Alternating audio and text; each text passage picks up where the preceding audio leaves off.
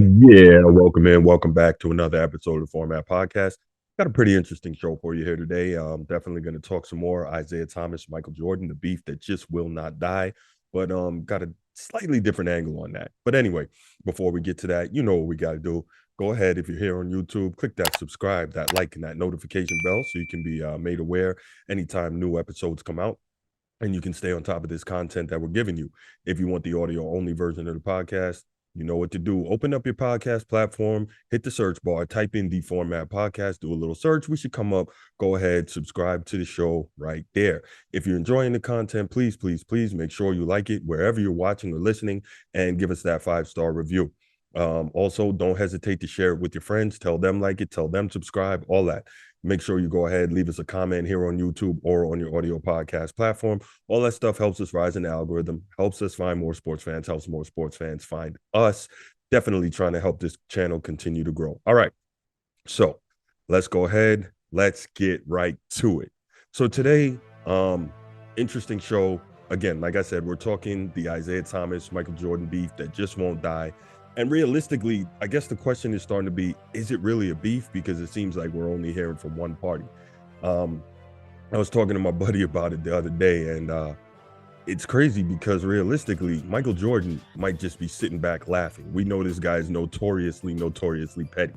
And Isiah Thomas is, he's all over the place. And again, I don't think he's necessarily calling around asking to come on and speak, but people are asking him about this thing. So he's giving his take on it when he's asked about it. And I think for the most part, he is, he's telling the truth, or the truth as he sees it, or as he has experienced it over his life and career. And as I touched on in the previous episode discussing this, it's really a shame because what's getting lost in all of this is the greatness of Isiah Thomas as a basketball player. But regardless, it is what it is, and it is feeding us content. So we're going to go ahead and talk about it a little more. So if you saw the thumbnail, the Jordan rules, are they really what we've been told?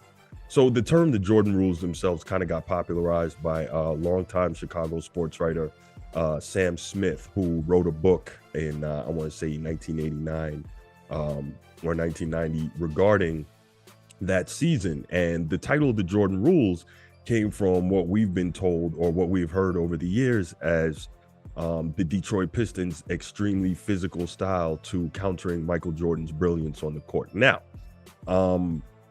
so this is interesting, right? Now, I'm a Michael Jordan guy in terms of, there's no doubt in my mind and in my estimation that Michael Jordan is the greatest basketball player of all time. Now, that doesn't say that he, like everyone else, doesn't benefit from some narrative and some mythology, right? What do I mean by that? When we talk about the Jordan rules, we always take it to mean like every time he plays the Pistons, he's getting put on the ground, he's getting brutally and viciously beaten. Now, if we watch a lot of the clips that you can find online, some of that stuff, especially when you compare it to modern day basketball, does look like it borders on assault. I get that. But the fact is this, the game was a lot more physical back then. And, the bad boy Pistons are kind of the team, led by Isiah Thomas, of course, that really get the brunt of the attention for playing that way. But it is interesting because, again, as I said, on the whole, the game was more physical back then. And, if you go back and watch the Sixers, they were a physical team when they were winning in the East.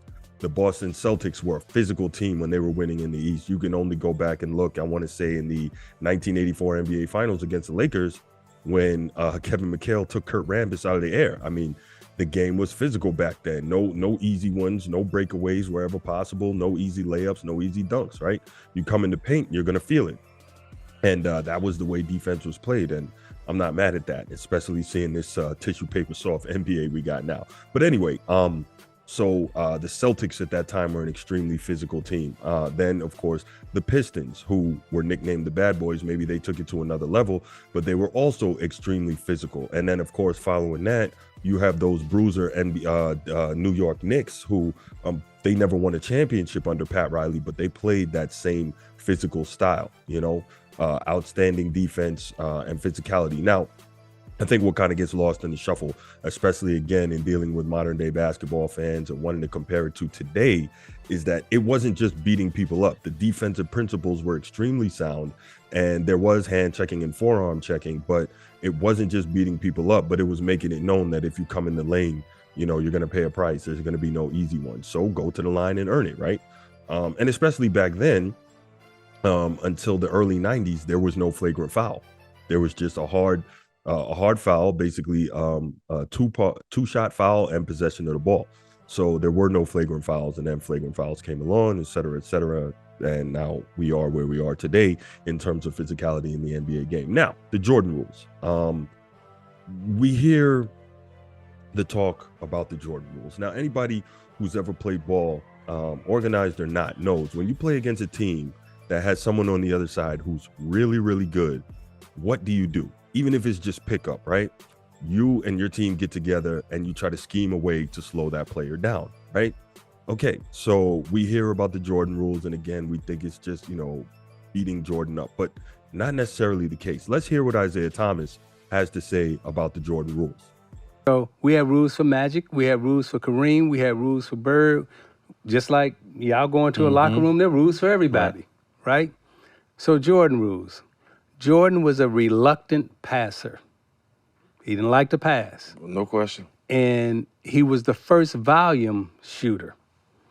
So he wasn't like now you see kids that got great handles and all that. He didn't have great handles. Couldn't go left, right? And if he went left more than 2-3 times, he had to pick it up. So the rules were very simple. Left side of the floor, send him left. Right side of the floor, send him left. In the middle, send him left. Now, when he's going left, we wanted the trap to be visible, right? So I'm going left, and the first person that he sees now is running at him. And you, as a defender, your job is to take away his right hand. Because now, as a passer, we want that ball going in the air. And if that ball goes in the air, we're quick enough to rotate and get back and match up.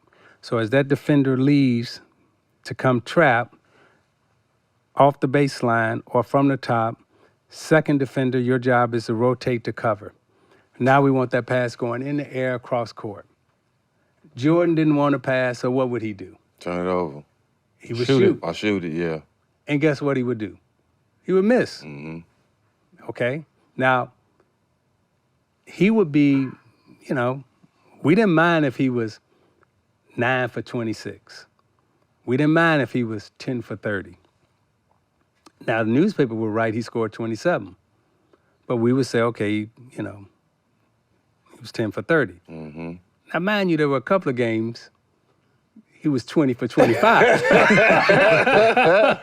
He wasn't always 10 for 30. Yeah. But those were the Jordan rules. Now, Jordan goes to the basket. Let's say he beats all the double teams, right? Now he gets to the basket. The NBA at that time wanted to market the dunk. We ain't gonna let you dunk. Guess what? When you come to the hole, and you've heard this from all your coaches, don't give up the dunk. We gonna foul you. Red zone. And put you on the foul line. Yep. So when we would foul him and put him on the foul line, he would cry. He was the only one still crying today. They hit it hard. They fouled hard. It was dirty. Look what they did. They show you all the clips, right? Yeah. They show you all a few video clips and tell the world this how they played. Yeah. They'll never show you the game. Yeah. Have you seen the Chicago Bulls, Detroit Pistons basketball game? Any of y'all fans? They ain't showing They'll that. show you the game. They'll show you the few video clips because they got to keep this thing going. But show how we really played. Everybody got fouled. There's a guy during that time got hit harder and more times than Isiah Thomas driving down the lane. I got the scars for it, but I ain't never cried. I just got up, went Kept to the going. foul line. But, he went to the league office, They They wrote newspaper articles about it. You sitting here talking about the Jordan rules. Hey, man, we had Kareem rules. We had Magic rules. Y'all played. There was Tim Duncan rules. Kobe rules, Bryant yeah. rules. Hey, LeBron man, everybody got rules, rules. So yeah. don't make it sound like AI rule, don't get crossed. yeah. Don't make it sound like get it was crossed. yeah. Don't get crossed. Yeah. Don't make it sound like it was something really special for Right, him. right. No, that we had a defensive philosophy for everybody we played against. Okay, so we hear what he has to say, and realistically, it makes a whole ton of sense, right? There are rules based on scouting reports, based on tendencies of a player, based on your defensive capabilities as a team on how to deal with every opposing team's best offensive player. It just so happens that Michael Jordan, being the greatest player of all time, well, not at that time, but now being the greatest player of all time, and back then moving into becoming the face of the league, kind of taking that over from Magic and Bird, and just being, you know, the aerial assassin that he was and the absolute scoring machine that he was, it came to be popularized as the Jordan rules, and then of course with the book. So, you know, the late great Chuck Daly, who was the coach of the Bad Boy Pistons, led them to 3 finals and won 2 championships, along with Isiah Thomas on the floor. You know, he was once asked, "What are the Jordan rules?" And he looked at the reporter and said, "The Jordan rules are simple. If he goes to the bathroom, we go with him." Right? So, I mean, realistically, it makes sense. You want to send defensive attention anywhere someone goes. You want to take them out of their comfort zone in terms of where they like to be on the floor. You want to, if at all possible, take the basketball out of the hands of an elite scorer and make someone else beat you. These all seem like sound defensive principles.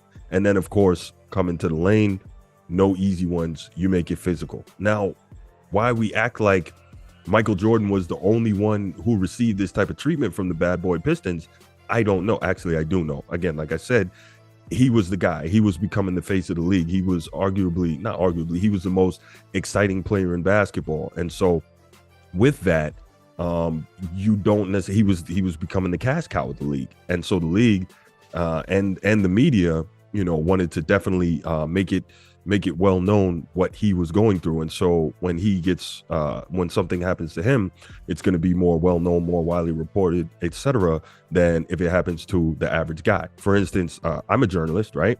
And I'm a podcaster, but if something happens to me or I do something, it's going to be of much less note than if it's Stephen A. Smith, right? I'm just using someone who's in my same profession to kind of to make the example, right? So if something happens to what's the name, Dylan Brooks, and then something happens to LeBron James, they're both basketball players. It could be the exact same thing, but it's going to mean a lot more when it happens to LeBron James. Am I right? Okay, cool. So now we get this Jordan rules thing, and really, again, it's just sound defensive principles. Let's take the ball out of his hands as much as possible.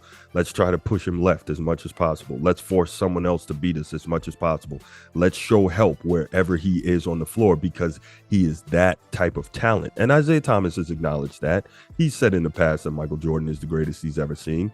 Now, he may not want to say that now, but at the end of the day, he knows it. He competed against this guy at, the highest of levels.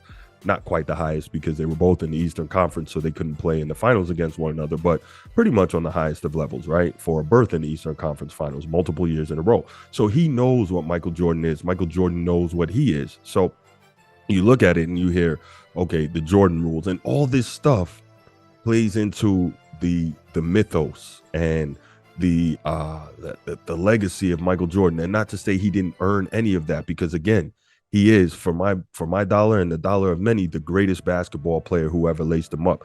That's not the question. But we all the big name people in different walks of life all benefit from some type of media and narrative, right? Some more than others. But in this case, the Jordan rules plays right into that Michael Jordan mythos. And again, it's unfortunate because now this is something that Isiah Thomas and the Bad Boy Pistons have had to live with for over 30 years. So just wanted to come in and give some explanation on that, talk a little bit about it. So what I want to know from you, Do you think the Jordan rules are fairly named? Do you think that the Pistons did this to everybody they played?